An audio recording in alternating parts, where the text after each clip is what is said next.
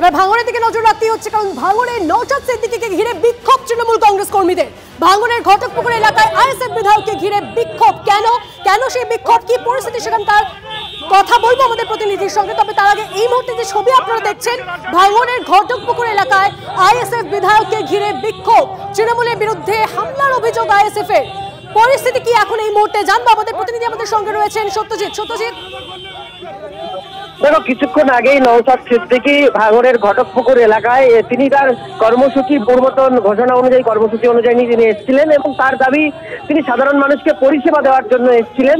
কিন্তু সেই সময় তৃণমূল কংগ্রেসের আহসান মোল্লা, বাহারুল ইসলাম, আইনাল মোল্লা, রফিক মোল্লা সহ বেশ কিছু তৃণমূল কর্মী সমর্থক তারা উপস্থিত হন এবং সেখানে নওশাদ সিদ্দিকীকে ধরে তারা বিক্ষোভ দেখান। পাশাপাশি কয়েকজন আইএসএফ কর্মী সমর্থককে মারধর করা হয়েছে বলেও অভিযোগ। যদিও এই বিষয়ে আমরা শওকত মোল্লার সঙ্গে যোগাযোগ করেছি, তিনি বলছেন যে নওশাদ সিদ্দিকী বাইরের থেকে লোক দিয়েছে, তিনি এখানে ঝামেলা বাগানোর চেষ্টা করছেন। এই ঘটনার সঙ্গে তৃণমূলের কোনো যোগ নেই বা তাদের বিরুদ্ধে ওটা অভিযোগ সম্পূর্ণ ভিত্তিহীন। ও বাইরে থেকে বেশ কিছু আইএসএফ এর সমাজ বিরোধী যারা, তাদেরকে সঙ্গে করে নিয়ে এসেছিল ওখানে একটা গোলযোগ তৈরি করার জন্য।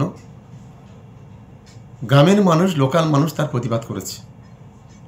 আপনাদের বিরুদ্ধে ওটা অভিযোগ না, সম্পূর্ণ ভিত্তিহীন।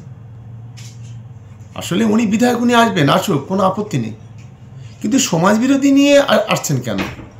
ভাঙড়ের বাইরে থেকে কাউকে আমি ডাকি না, আর কাউকে ভাঙড়ের বাইরে কাউকে পরিষেবাও দেবো না।